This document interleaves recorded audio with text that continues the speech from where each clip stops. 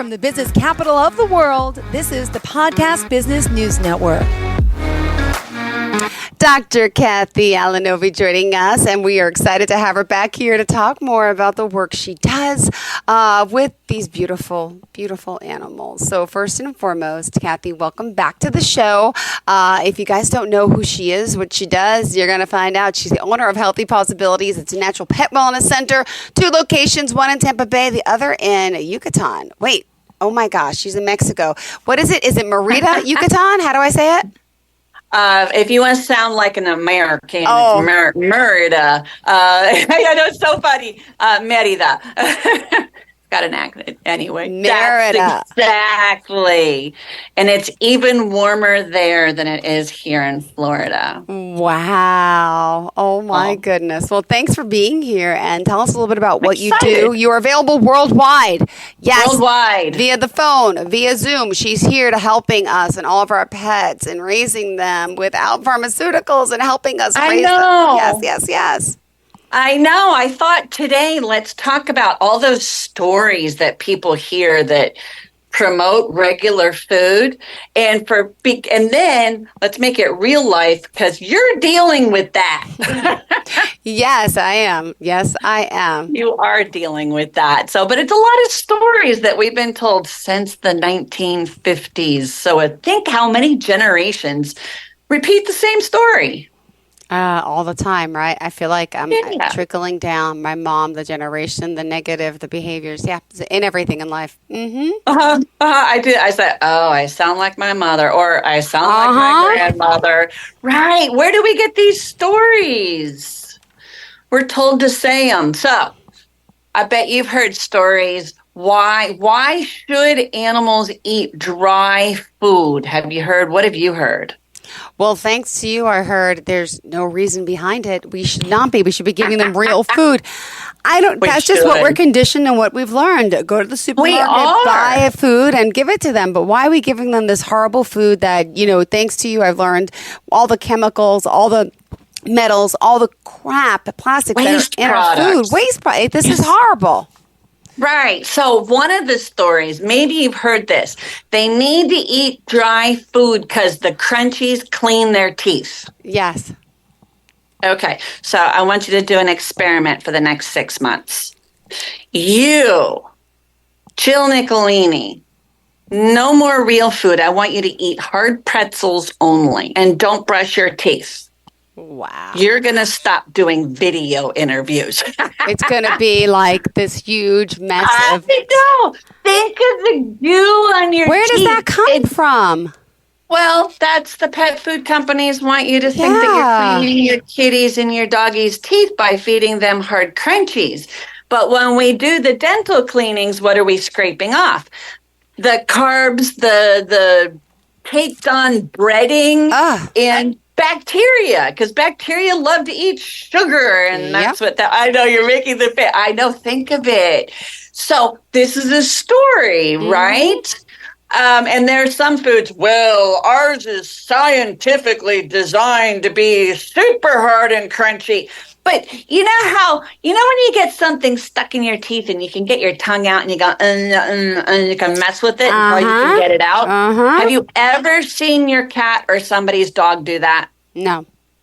Their tongues can't do that. They don't have that same nerve development that we humans do. Right. Mm-hmm. So it's a story. So there's story number 1. Give us more stories, Doc. I can't. Okay, I got story number 2. They need carbohydrates. No? No, well, because think of the food pyramid, right? Okay. Look at the human food pyramid. Okay. The base is bread and grains, right? Mm-hmm. True. I don't know about your body. If I ate that much bread and grains, it wouldn't fit through my front door. Very true. But everybody's body is different, and that's kind of a lot of what I do. So you and I can talk general guidelines, and then people go, well, why do I need a phone consult? She just told me everything. And in a way, they're right. But my body is different than your body, and we have to figure out what you need different than what I need. Or what does one of your cats need differently than others? Because one of your cats might say, I like fish, and someone else says, that smells like the litter box, and I'm going to bury it. Because everybody's different, right? True. Yeah. So, but I started out by talking about carbs.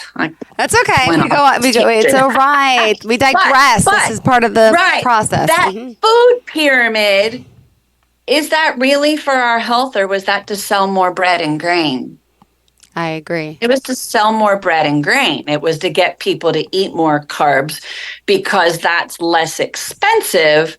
What's expensive? Exactly. Protein's expensive. Uh-huh. Protein and fat have an awful lot of the building blocks that our body needs. Some people do better with more vegetables, less. We can get on a whole debate. But that's people, and you're thinking, all right, why is she talking about people? Because animals are really similar. Cats in my world, you and I talked about it before, they're carnivores. Mm-hmm. Look at their teeth. They're all sharp and pointy. They're meant to rip somebody's throat out and then shred them into pieces and eat them. That's what cats are meant to do. Dogs have similar teeth. They aren't quite as sharp and pointy unless they're puppies. True.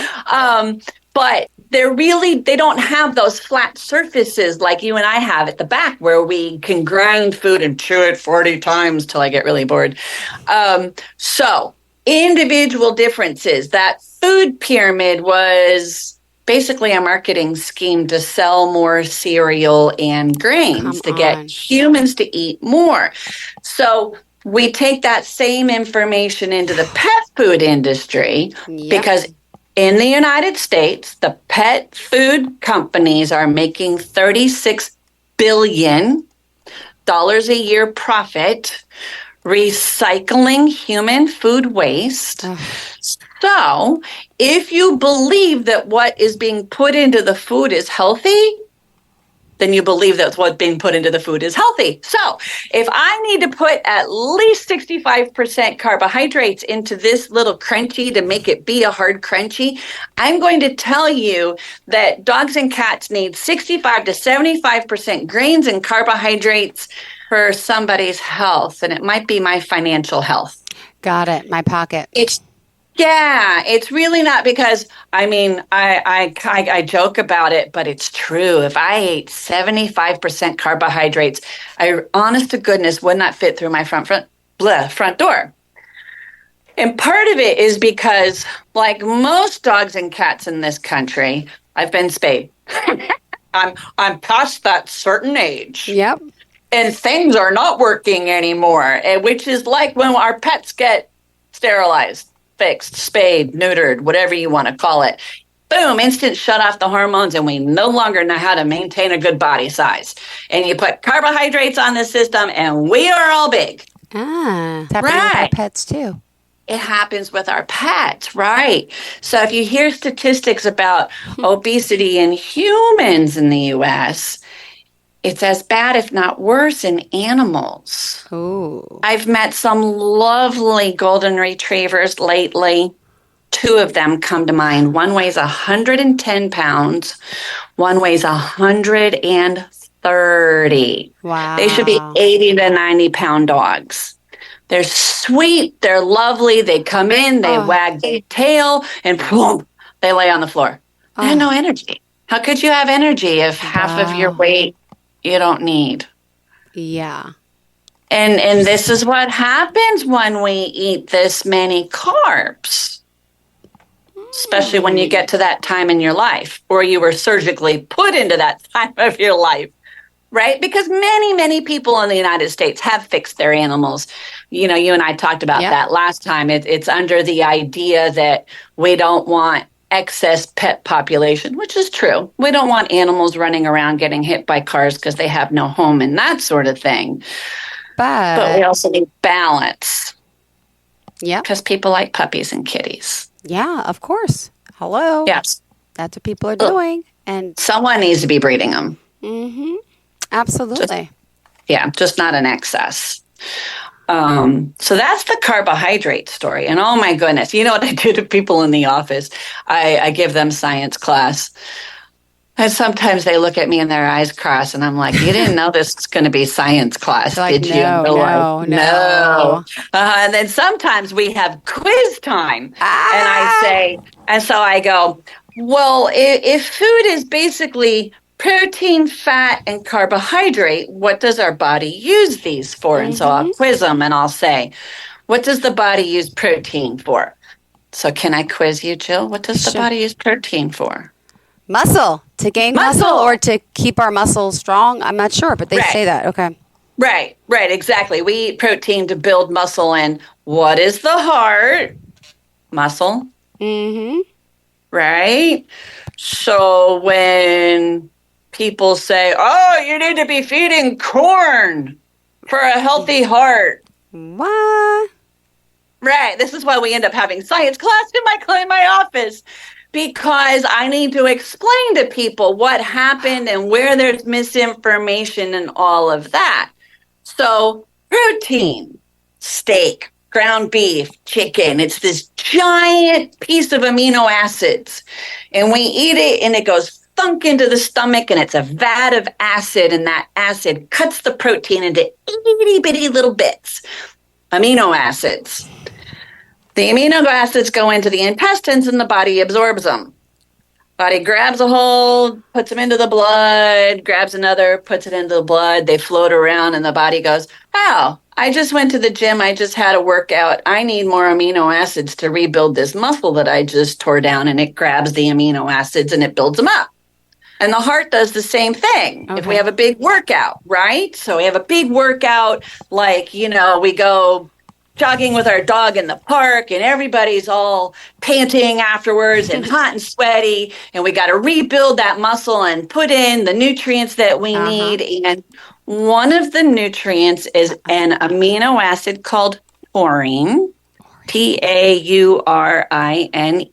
Okay. Cats must eat taurine. They cannot synthesize their own. Humans and dogs usually can synthesize their own. And what they do is that the pet food companies put a bunch of corn in the dog food and they throw in the two other amino acids that the dogs can put together and turn into taurine. How you like that science? Well, you taught me a lot. I had no idea about this taurine, and now, wow. Right. So taurine is naturally occurring in meat protein. Okay. So if you feed each one of your kitties a quarter cup of some kind of meat, either raw or lightly cooked, medium rare, 165 in the middle, you still have plenty of taurine in there. Your cats are getting everything they need. Okay. A quarter cup, you said, right? Because I'm going to... Quarter cup twice a day. That's your goal on the average cat. Now, If you have a Maine Coon, somebody's going to need extra food. Got it. You have a pregnant mommy who's about to pop out a bunch of little kittens. That girl needs all the groceries she can eat. Okay. Just feed her. That woman needs to eat. It was me at the end of pregnancy. Just feed me. And into about 2 to 3 weeks when those kittens are really growing, she's going to be making tons of milk. So again, all the food she can eat, real food, good food, healthy food, the meat. So taurine does not naturally occur in corn. Oh. But the pet food companies say, well, you need to feed corn for a healthy heart because there's a group of dogs that cannot make their own taurine very well. They're kind of like cats. Okay. But if you feed them meat, then they're getting taurine. Aww. Okay. But the pet food companies aren't making money if you're feeding them meat. True. Right? Yeah, that's very true. Right. So all those advertisers who probably are not supporting my segment. Oh, well. Because during my segment, they are not making $36 billion a year profit. Right. So this is, you watch these commercials on TV and they show, oh, it makes your dog all happy and healthy. And look, your cat makes their teeth shine. It's really nice marketing. Like so much other really nice marketing. So, gosh, we did science class and I got sidetracked. Oh my That's protein. gosh. Oh my gosh. Right. Quick question. Can I feed my cat eggs? My cat was sniffing a hard-boiled egg last night, and I'm like, I said, Alexa, can cats eat eggs? It says, well, you got to ask your veterinarian, but it shows no harm. Is that true? Is eggs or anything in eggs for a cat? Alexa is right. It's protein. Okay, good. I wasn't sure. I didn't give it to him, but okay. Oh my goodness! And he was interested, so that's awesome. So you know what my cats do?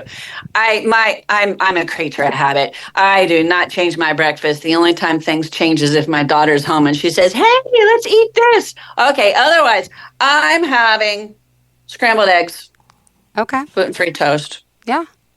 So what that means is I make my eggs, pan still hot, put it back at the stove for it to cool off.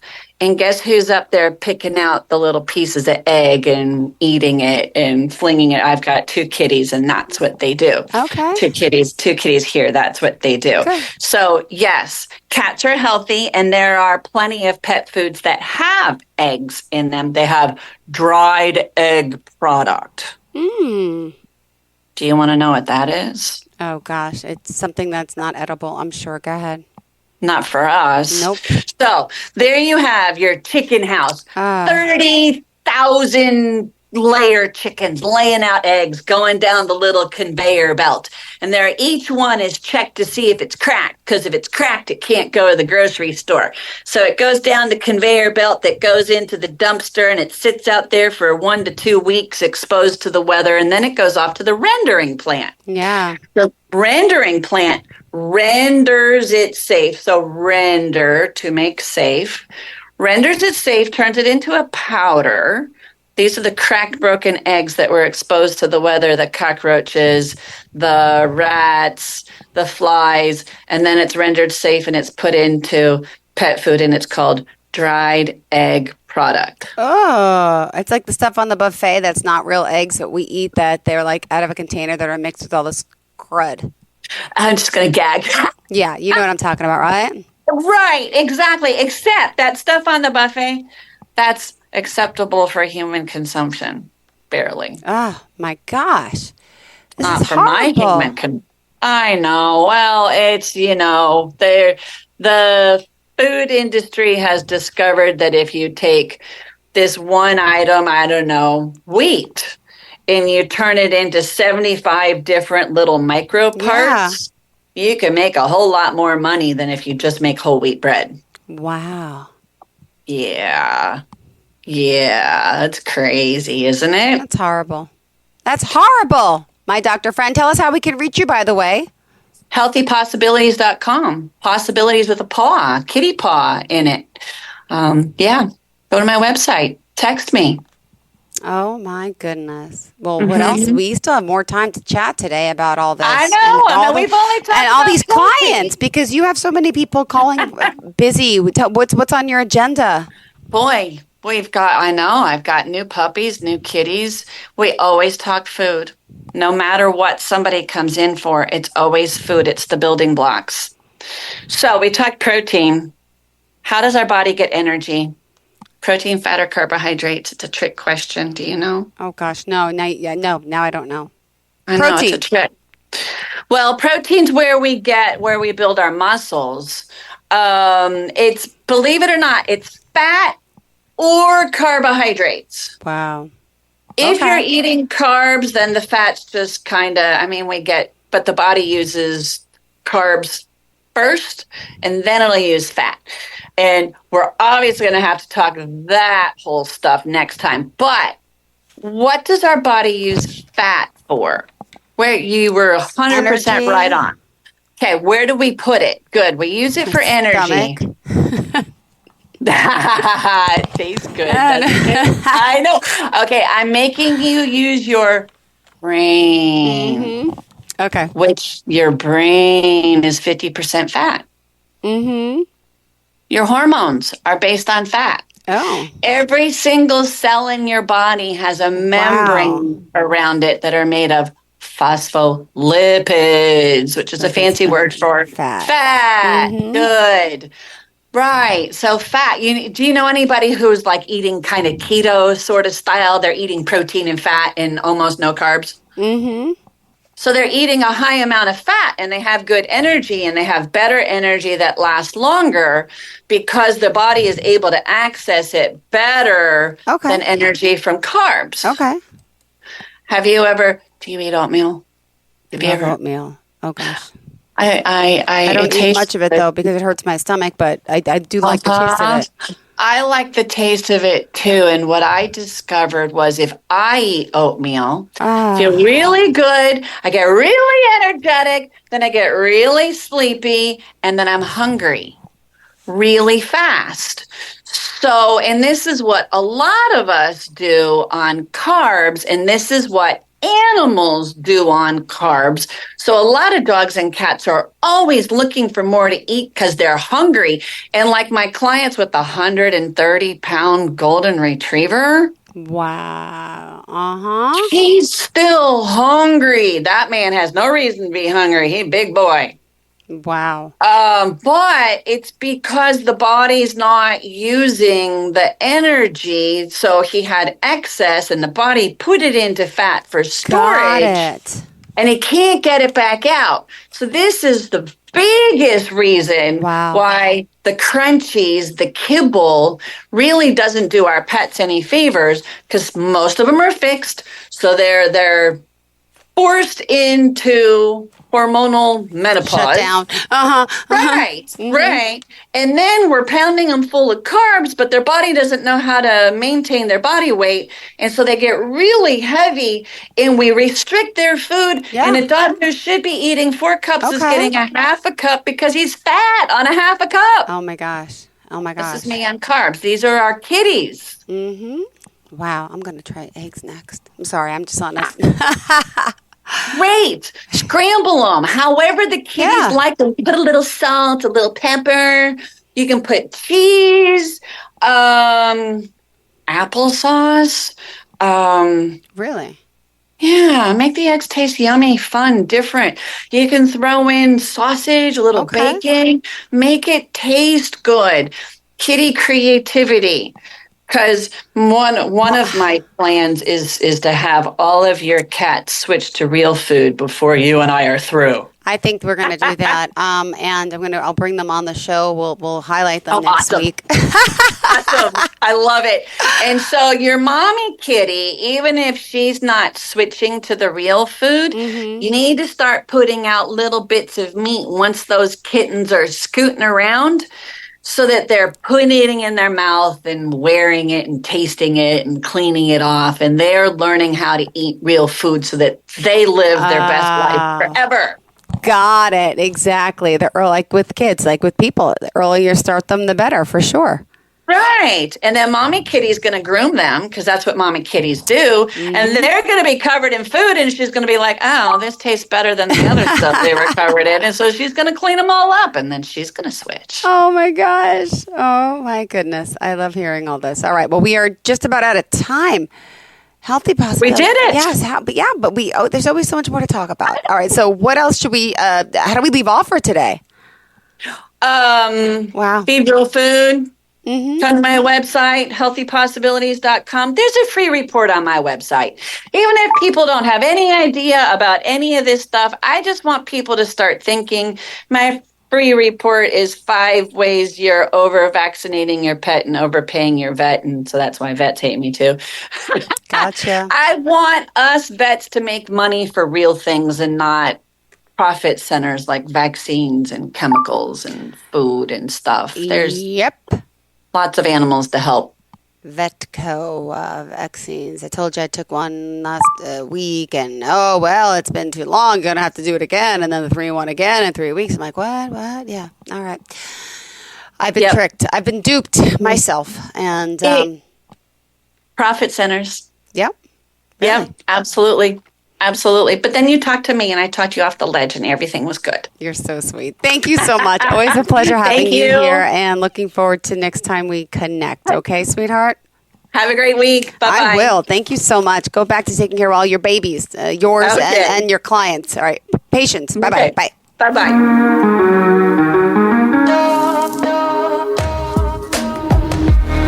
Broadcasting from the business capital of the world, this is the Podcast Business News Network. Hey, Dad, how do airplanes fly? What's in this box? Can I touch this? Where does sand come from?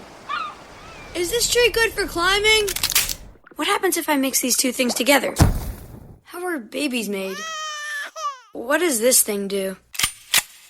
Kids are curious about everything, including guns. Talking to them about gun safety in your home is a good first step, but you can do more. Always keep your guns locked, unloaded, and stored separately from ammunition. Storing your guns securely is the best way to prevent family fire, including unintentional shootings. For more information on safe gun storage and ways to keep your family safe, visit endfamilyfire.org. That's endfamilyfire.org. What do we keep in the attic? What's this thing called? Can I ride my bike backwards? Like I said, kids are curious. It's up to us to keep them safe. Brought to you by End Family Fire, Brady, and the Ad Council.